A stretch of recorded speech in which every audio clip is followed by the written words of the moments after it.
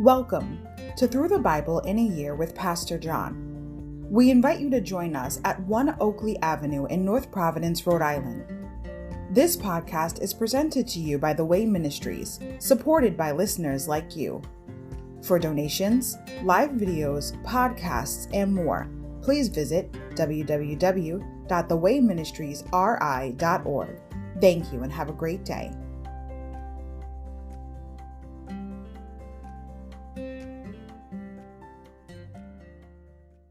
Hi everybody, welcome to Through the Bible in a Year with Pastor John. Glad you could join me today to get a portion of God's Word. Today we're going to begin with Joshua. I'm going to introduce it, but before we get started, I just want to say congratulations for reading through the book of Deuteronomy with me. It's been an awesome journey so far, and it's just a blessing and an honor that I could read this along with my brothers and sisters.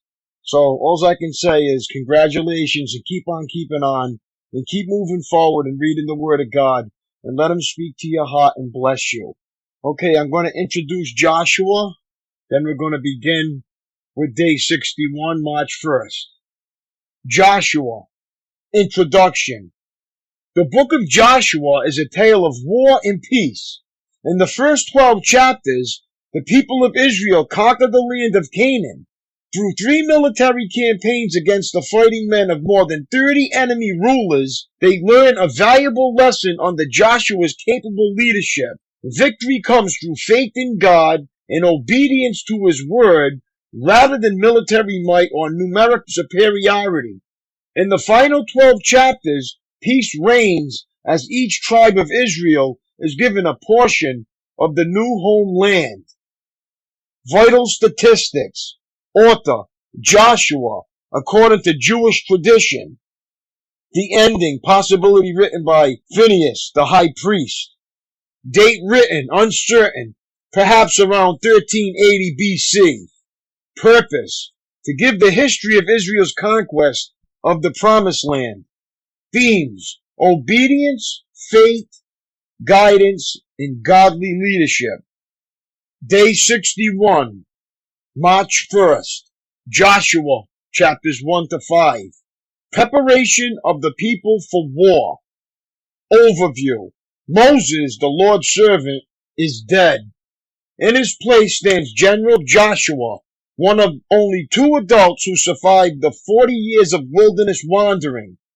Joshua must guide the nation across the flood-swollen Jordan River and into battle against the fortified cities of Canaan.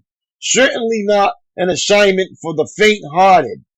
But as the Israelites spy out the city of Jericho, cross the Jordan, and circumcise the new generation, each step brings reassurance of God's promise to fight on behalf of His people. Chapter 1, Commands for Joshua, be strong. Chapter 2, Close call at Jericho, skull out. Chapters 3 and 4, Crossing the Jordan, go into. Chapter 5, commemorating the Passover, circumcise. Insight, Joshua, the renamed general, Numbers 13 to 8. Joshua's original name was Hosea, Numbers 13:8, which means salvation.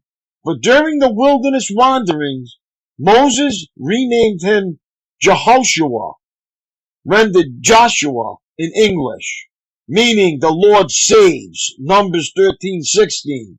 The Greek form for Joshua is Yesuas, Jesus in English. The eternal life that is available to us through Jesus Christ's life, death, and resurrection gives ultimate meaning to the statement, the Lord saves. Insight. Faith works. Joshua 2:8-13. Rahab's words indicate that the majority of Jericho's inhabitants knew of and feared God's power. Chapter 2, verse 8-13. Yet she was the only one who believed enough to act. For that, she became a prime New Testament example of faith, Hebrews 11:31, and works, James 2:25-26. Insight. Jordan's stormy banks, Joshua 3-15. Many tourists visiting the Holy Land today are not very impressed with the miracle of crossing the Jordan. Shallow and narrow for modern dams and irrigation, it can be crossed easily on foot in many places. But Joshua 3:15 and 4:18 make it clear that the Jordan was an intimidating body of water during flood stage, as it was when God parted it for Israel. Joshua chapter 1. The Lord's charge to Joshua. After the death of Moses, the Lord's servant, the Lord spoke to Joshua, son of Nun, Moses' assistant. He said, Moses, my servant, is dead. Therefore, the time has come for you to lead these people, the Israelites, across the Jordan River into the land I am giving them. I promise you what I promised Moses. Wherever you set foot, you will be on land, and I have given you from the Negev wilderness in the south of the Lebanon mountains in the north, from the Euphrates River in the east to the Mediterranean Sea in the west, including all the land of the Hittites. No one will be able to stand against you as long as you live, for I will be with you as I was with Moses. I will not fail you or abandon you. Be strong and courageous, for you are the one who will lead these people to possess all the land I swore to their ancestors I would give them. Be strong and very courageous. Be careful to obey all the instructions Moses gave you.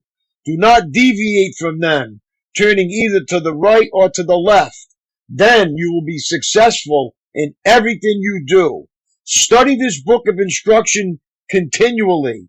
Meditate on it day and night, so you will be sure to obey everything written in it. Only then will you prosper and succeed in all you do. This is my command. Be strong and courageous. Do not be afraid or discouraged, for the Lord your God is with you wherever you go.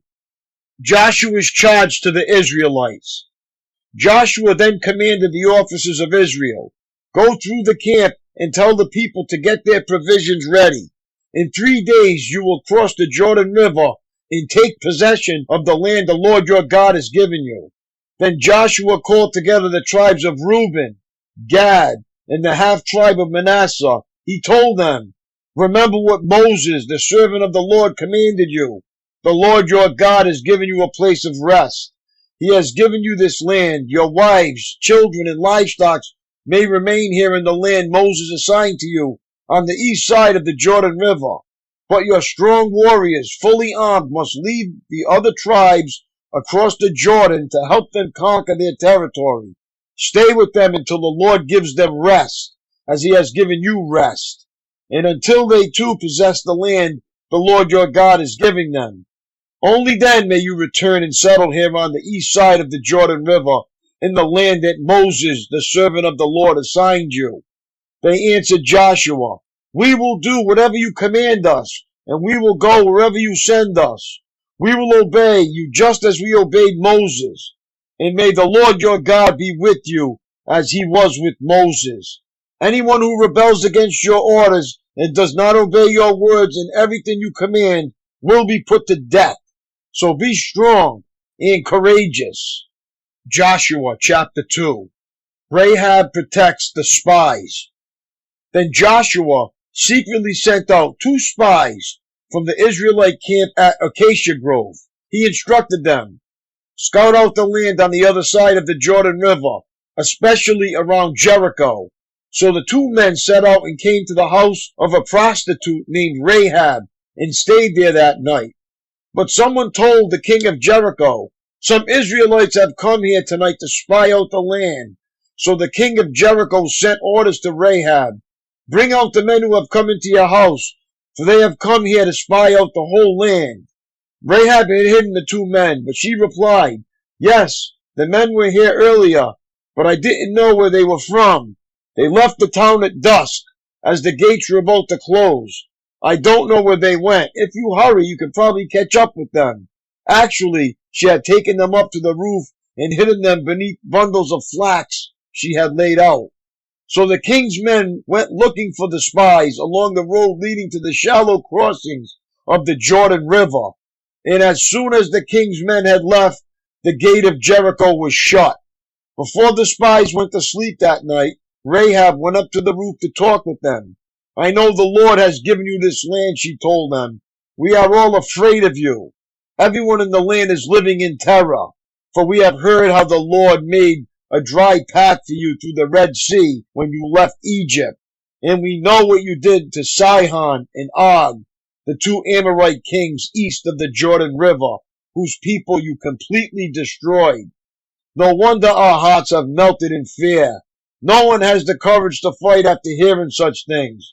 For the Lord your God is the supreme God of the heavens above and the earth below. Now swear to me by the Lord that you will be kind to me and my family since I have helped you.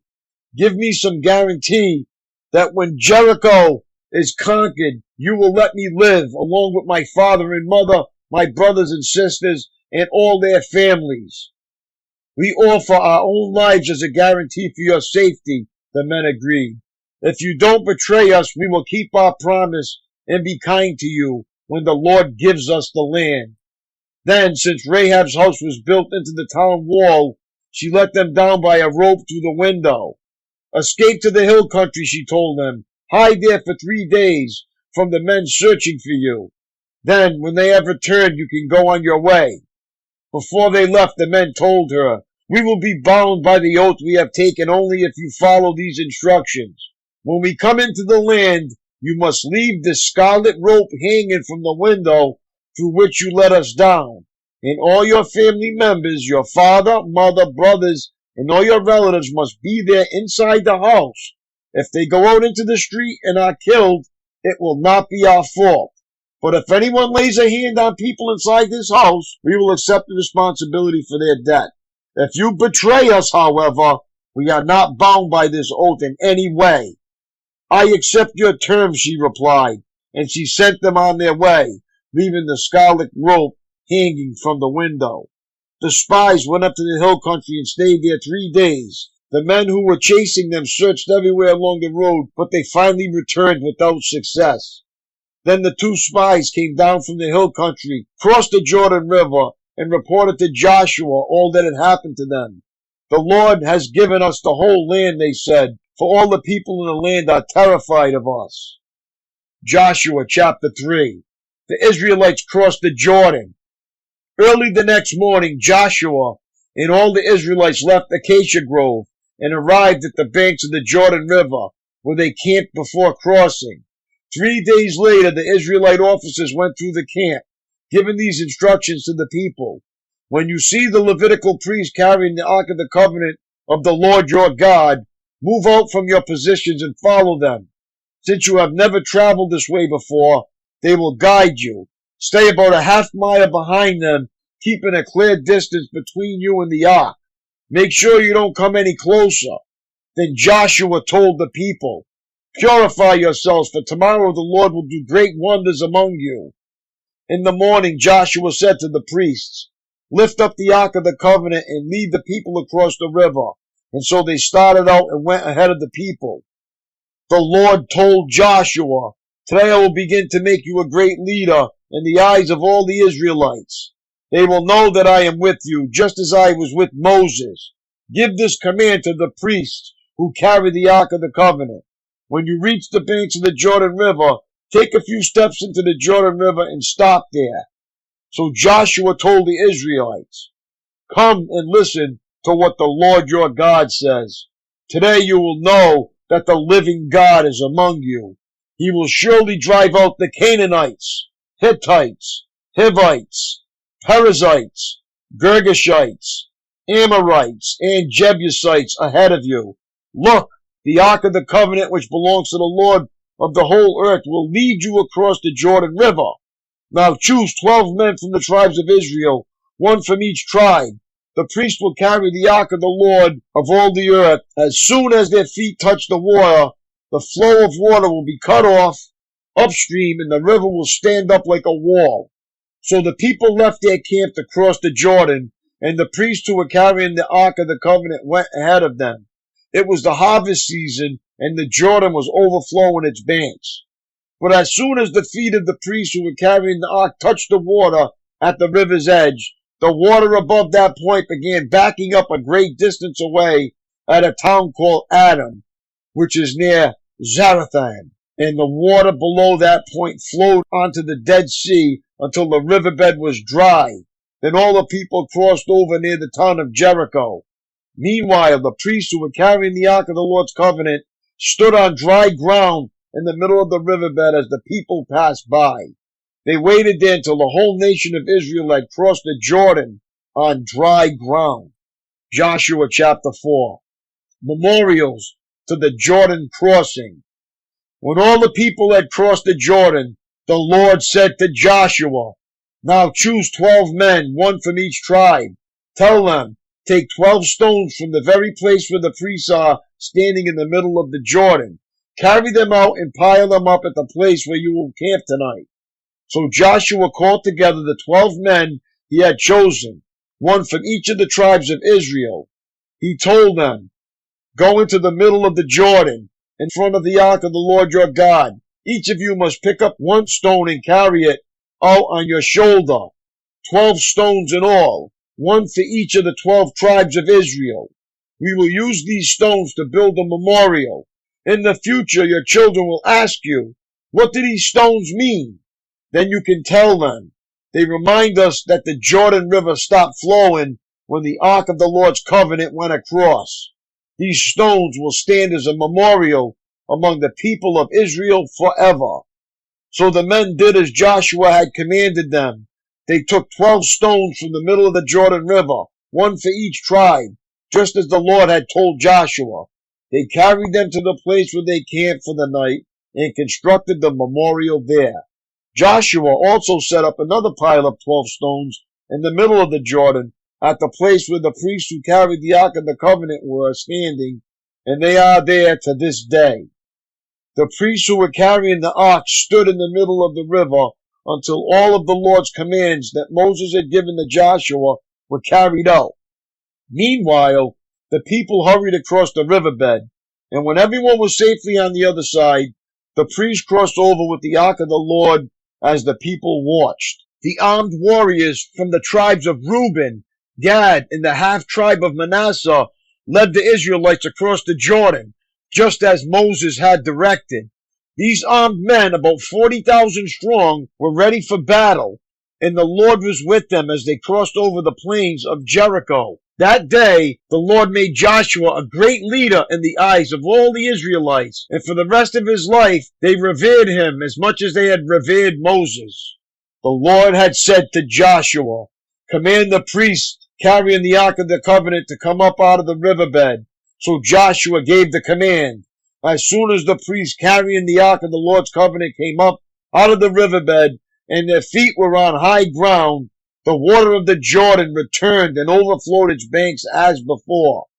The people crossed the Jordan on the 10th day of the first month. Then they camped at Gilgal, just east of Jericho. It was there at Gilgal that Joshua piled up the 12 stones taken from the Jordan River. Then Joshua said to the Israelites, "In the future your children will ask, 'What do these stones mean?'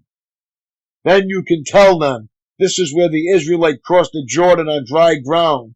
For the Lord your God dried up the river right before your eyes, and he kept it dry until we were all across, just as he did at the Red Sea, when he dried it up until we had all crossed over. He did this so all the nations of the earth might know that the Lord's hand is powerful, and so you might fear the Lord your God forever." Joshua chapter 5. When all the Amorite kings west of the Jordan and all the Canaanite kings who lived along the Mediterranean coast heard how the Lord had dried up the Jordan River so the people of Israel could cross, they lost heart and were paralyzed with fear because of them. Israel reestablished his covenant ceremonies. At that time, the Lord told Joshua, "Make flint knives and circumcise the second generation of Israelites." So Joshua made flint knives and circumcised the entire male population of Israel at Gibeath Haaralah. Joshua had to circumcise them because all the men who were old enough to fight in battle when they left Egypt had died in the wilderness. Those who left Egypt had all been circumcised, but none of those born after the Exodus during the years in the wilderness had been circumcised. The Israelites had traveled in the wilderness for 40 years, until all the men who were old enough to fight in battle when they left Egypt had died. For they had disobeyed the Lord, and the Lord vowed he would not let them enter the land he had sworn to give us, a land flowing with milk and honey. So Joshua circumcised their sons, those who had grown up to take their fathers' places, for they had not been circumcised on the way to the promised land. After all the males had been circumcised, they rested in the camp until they were healed.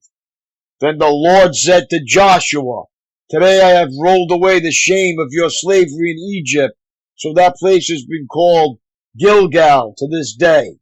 While the Israelites were camped at Gilgal on the plains of Jericho, they celebrated Passover on the evening of the 14th day of the first month. The very next day they began to eat unleavened bread and roasted grain harvested from the land. No manna appeared on the day they first ate from the crops of the land, and it was never seen again. So from that time on, the Israelites ate from the crops of Canaan. The Lord's commander confronts Joshua. When Joshua was near the town of Jericho, he looked up and saw a man standing in front of him with a sword in hand. Joshua went up to him and demanded, "Are you friend or foe?" "Neither one," he replied. "I am the commander of the Lord's army." At this, Joshua fell with his face to the ground in reverence. "I am at your command," Joshua said. "What do you want your servant to do?" The commander of the Lord's army replied, "Take off your sandals, for the place where you are standing is holy." And Joshua did as he was told. My daily walk. The coach is giving his pregame pep talk to the hometown football team. To the players, the opposing team looks enormous, obviously outweighing them at every position. Somehow the coach's encouragement rings hollow. "Okay, men, now I want you to go out there and be strong. Don't let their size terrify you." But then an amazing thing happens. The coach, a man of unequal strength and skill, lays aside his whistle and playbook, dons a jersey, and announces to the team, "I will be your quarterback out there on the field with you, and in my strength we cannot fail, so be strong." The opening chapter of Joshua was no mere divine pep talk. Rather, God was providing Joshua with the bedrock assurance he needed to face the towering giants and fortified strongholds of Canaan. Humanly speaking, the battle seemed overwhelming, but from God's perspective, the battle was already won, because it would be fought in His strength. What is one situation in your life today in which you too can draw courage from the promise of Joshua 1 verse 5? Confidence is the feeling you have just before you fully understand the odds. Courage is what you take with you to beat them. That's all for today, my friends. It was great reading with you. Have a great day, and God bless. And I will see you tomorrow, Lord willing. Peace.